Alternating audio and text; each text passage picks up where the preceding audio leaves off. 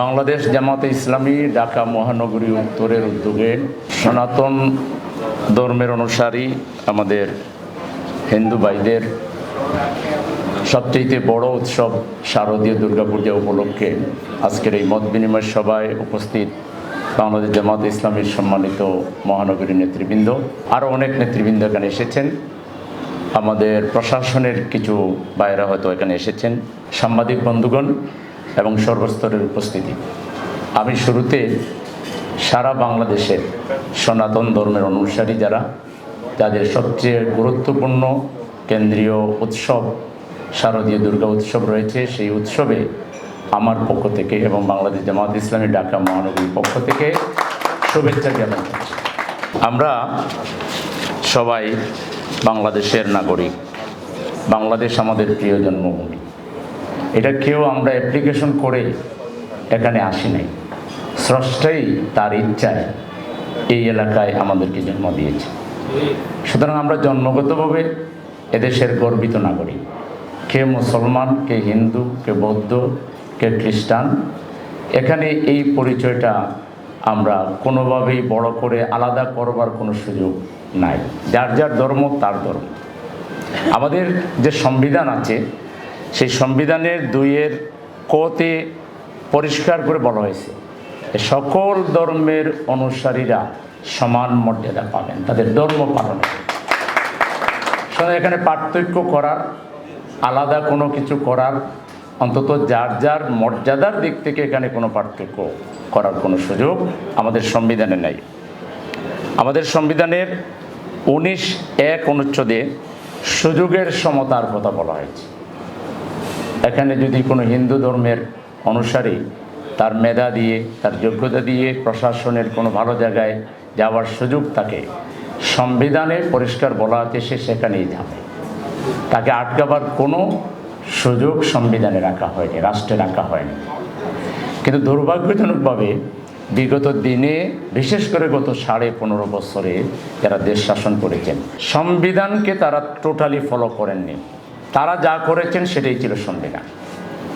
যদি তা না হতো তাহলে আমাদের শুধু হিন্দু ধর্মের বাইরে না, আমি আফসোস করে বলতে হয় যে এদেশের সংখ্যাগরিষ্ঠ মুসলমান, মানে মুসলমানের সংখ্যা বেশি, আমি অর্থে বোঝাচ্ছি, কিন্তু আমরা তো নামাজ পড়তে পারিনি তাদের আমলে, আমরা রোজা রাখতে পারিনি, আমরা জুম্মার নামাজে যেতে পারিনি, আমাদের সিরাত মাহফিল করতে দেয়নি, আমাদের তাফসির মাহফিল করতে দেয়নি, এবং আমাদের আলেমদের উপরে নিষ্ঠুর নির্যাতন চালিয়েছে। তাহলে তারা কি এই সংবিধান ফলো করেছে? ফলো করে নাই। যদি ফলো করত তাহলে আমার কথা বলার অধিকার, আমার ধর্ম পালনের অধিকারকে সে কখনোই বাধা দিতে পারত না। তাহলে আমরা কিন্তু সমতা পাইনি। আমরা কিন্তু রাষ্ট্রের যে সংবিধানের আলোকে আমাদের যে অধিকার সেটা আমরা পাইনি। একইভাবে হিন্দু সম্প্রদায়ের ভাইদের ক্ষেত্রে, তাদের সম্পদ দখলের ক্ষেত্রে, তাদের বাড়িঘর লুটপাট করার ক্ষেত্রে, তাদের উপাসনালয়গুলিতে হামলা করার ক্ষেত্রে কারা করেছে? ওই সরকার কোনো ঘটনা ঘটলেই কিন্তু ব্লেম দিয়ে দিত আমাদের উপরে।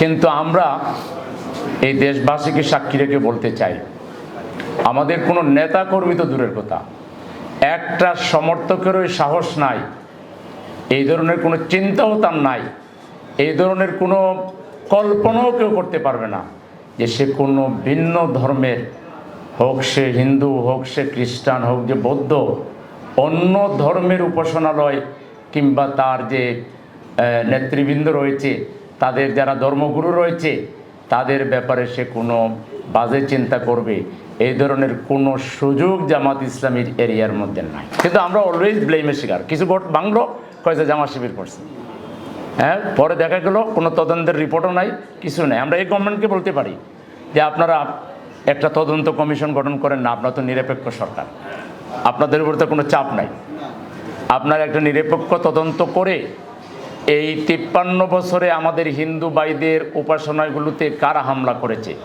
কারা বাড়িঘর লুট করেছে, সম্পত্তি দখল করেছে। কিছু গবেষকরা অলরেডি বই পুস্তক বের করেছেন, সেখানে 1 নম্বরে নাম আছে যারা বিদায় নিল তারা।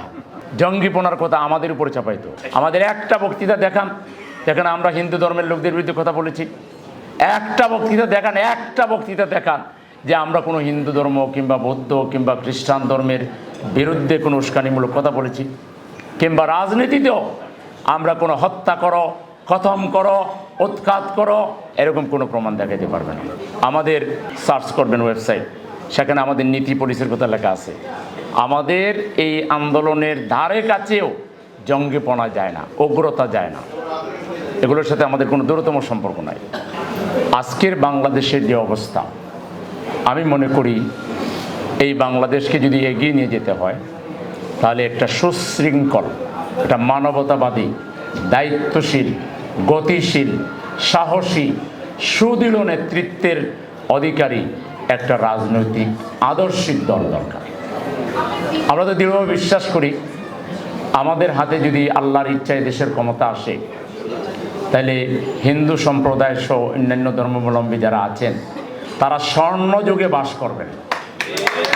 তারা এত মর্যাদার আসনে থাকবেন, অধিকারের ক্ষেত্রে তারা এত এগিয়ে থাকবেন, প্রতিযোগিতায় প্রতিদ্বন্দ্বিতা করে বাংলাদেশের প্রত্যেকটা জায়গায় তারা স্থান করে নেবেন।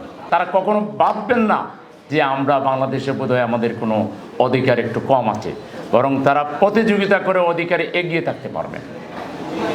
নারীরা এখানে এমন মর্যাদা পাবে যে বাংলাদেশের এক প্রান্ত থেকে আরেক প্রান্ত নারীরা যদি ঘুরে বেড়ায় তাইলে তার দিকে কেউ বাঁকা চোখে তাকাবে, কোনো মেয়ের দিকে, কোনো নারীর দিকে এরকম কল্পনাও কোনো যুবক করতে পারবে না। আমরা সেইভাবে নারীর মর্যাদা দেব, আমরা প্রত্যেকটা মানুষের অধিকার দেব।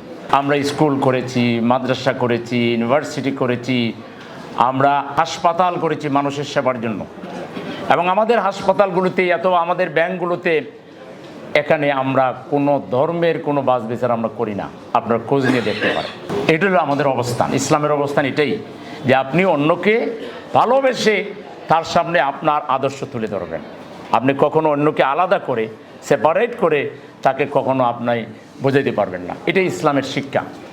তো সুতরাং আমরা মনে করি যে আজকে বাংলাদেশ যে পর্যায়ে আছে, এদেশের স্বাধীনতা সার্বভৌমত্বকে যদি নিরাপদ রাখতে হয়, এদেশের সব সম্প্রদায়ের, সব ধর্মাবলম্বী মানুষকে যদি নিরাপদ রাখতে, মুসলমান সহ, মুসলমান, হিন্দু, বৌদ্ধ, খ্রিস্টান সবাই আমরা যদি নিরাপদ থাকতে চাই, শান্তিতে থাকতে চাই, একত্রে বসবাস করতে চাই, মাথা উঁচু করে বসবাস করতে চাই, এবং আমরা প্রত্যেকে যার যার অধিকার নিয়ে যদি আমরা বসবাস করতে চাই, তাহলে একটা দায়িত্বশীল রাজনৈতিক দলকে আমাদের সকলের পক্ষ থেকে সমর্থন দিয়ে এগিয়ে নিয়ে যেতে হবে। কিছু বিষয় আমাদেরকে ইউনাইটেড হইতে হবে যে আমরা আর কোনো ঘুষ দেব না, আমরা আর করাপশন চাই না, রাজনীতিকে কেউ ব্যবসা হিসেবে গ্রহণ করে এটা আমরা চাই না।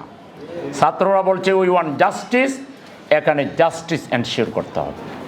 জাস্টিসের বাইরে যিনি যাবেন, বৈষম্য যিনি করবেন, চাঁদাবাজি, টেন্ডারবাজি এবং এই করাপশনের দিকে যারাই যাবেন, আমরা এখন রাস্তা শিখে ফেলেছি যে বুক শটান করে দাঁড়িয়ে গেলে কোনো স্বৈরাচার টিকতে পারবে না। আমরা এই পথেই সামনে এগিয়ে যাব এবং কাউকে এখানে এই জাতির উপর নিষ্পেষণ করার, শোষণ করার, মানুষকে বঞ্চিত করার কোনো সুযোগ আমরা আর দিতে চাই না। সেক্ষেত্রে আমরা আপনাদেরকেও মনে করি যে আপনারা আপনাদেরকে আলাদা কিছু ভাববেন না, আপনারা এদেশেরই গর্বিত নাগরিক। আপনারাও মাথা উঁচু করে দাঁড়াবেন, আপনারাও আপনাদের ভয়েস রেজ করবেন। সম্মিলিতভাবে আমাদের ওই জাতীয় শত্রুদের বিরুদ্ধে লড়াই করব আমরা। সেই জাতীয় শত্রু হলো ঘুষখোর, ঘুষদাতা, ঘুষ দাবি করা, সন্ত্রাসী, চাঁদাবাজ, টেন্ডারবাজ এবং সব ধরনের দুর্নীতিবাজদের বিরুদ্ধে, সন্ত্রাসী রাজনীতির বিরুদ্ধে আমরা হিন্দু, বৌদ্ধ, খ্রিস্টান, মুসলমান, নৃতাত্ত্বিক গোষ্ঠী, আমরা আপামর জনতা, আমার দেশ বাংলাদেশ, এই দেশের স্বাধীনতা রক্ষা করা আমাদের সকলের পবিত্র দায়িত্ব। এদেশের মানুষের শান্তি এবং নিরাপত্তা নিশ্চিত করা আমাদের সকলের নৈতিক দায়িত্ব। আমরা এই দায়িত্ব ঐক্যবদ্ধভাবে পালন করব। আমাদের পক্ষ থেকে আমরা একাধিক আমাদের নিজেদের মধ্যে মিটিং করেছি কিভাবে আপনাদেরকে সার্বিক সহযোগিতা করা যায়। আমরা প্রথম প্রশাসনকে বলেছি, কিছুদিন আগে আমরা উপদেষ্টার সাথে, চিফ অ্যাডভাইজারের সাথে দেখা করেছি। আমরা বলছি আপনারা আর্মিকে সক্রিয় রাখেন, গোয়েন্দা সংস্থাদেরকে সক্রিয় রাখেন, তারা যেন ব্যাপক তৎপরতা চালায়। কোনো মিসক্রিয়েন্টকে যদি পায় তাহলে যেন তাকে ধরে প্রশাসনের হাতে সুপর্দ করে। এখানে কিন্তু গোয়েন্দা সংস্থাকে দক্ষতার পরিচয় দিতে হবে, যোগ্যতার পরিচয় দিতে হবে। আপনাদেরকে যত ধরনের আপনাদের লোক নিয়োগ করা দরকার সেই নিয়োগ করে যেভাবে হোক আপনাদের নখদর্পে গোটা পরিস্থিতিকে রাখতে হবে। হিন্দু ভাইদেরকে সতর্ক থাকতে হবে। আমরা বলি 1 নম্বরে ফেস করবে হলো প্রশাসন। প্রশাসন যদি ফিল করে যে আমরা তাদের সাথে থাকব, আমরা অঙ্গীকার করছি আমরা থাকব, কিন্তু আমরা আগে বাড়িয়ে যাব না কৌশলগত কারণে। আমরা প্রশাসনের সাথে থাকব, আমাদের সহযোগিতা আপনারা পাবেন। আপনাদের সব জায়গাগুলিতে আমরা ভিজিটও করব। তো সকল ক্ষেত্রেই আমরা যেন একে অন্যের পাশে দাঁড়াতে পারি, একযোগে পথ চলতে পারি, আমরা সেই দিকেই সামনের দিকে খেয়াল রেখে আমাদের আগামীর বাংলাদেশকে গড়ে তোলার জন্য আমরা সোচ্চার থাকব। এই আশাবাদ ব্যক্ত করে আপনাদের সবাইকে কষ্ট করে আসার জন্য, কথা বলার জন্য, শোনার জন্য আন্তরিক অভিনন্দন জ্ঞাপন করে আমাদের এই সম্পর্ক অব্যাহত থাকবে সেই আশাবাদ ব্যক্ত করে আজকের এই প্রোগ্রাম আমরা এখানেই সমাপ্তি ঘোষণা করছি। ধন্যবাদ জ্ঞাপন করে আমার কথা এখানে শেষ করছি।